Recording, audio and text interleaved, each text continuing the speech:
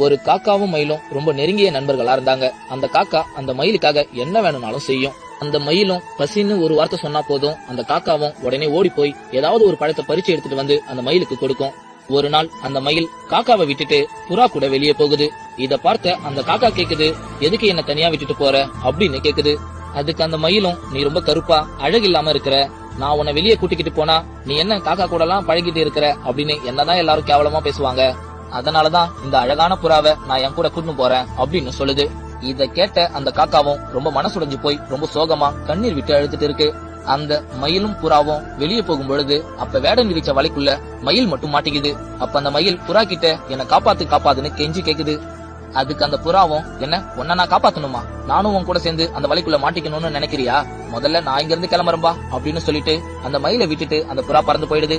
அப்ப அந்த வலைக்குள்ள மாட்டிக்கிட்டு இருக்கிற மயில் யோசிக்குது, இதுவே இந்த இடத்துல என் நண்பன் காக்கா இருந்திருந்தானா இப்படி என்ன தனியா விட்டுட்டு போயிருப்பானா அப்படின்னு அந்த காக்காவை நினைச்சு அழுதுட்டு இருக்கு.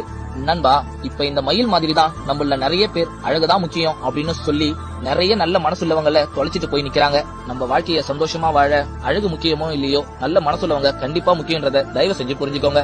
இந்த குட்டி ஸ்டோரி பிடிச்சிருந்தா மறக்காம லைக் பண்ணுங்க.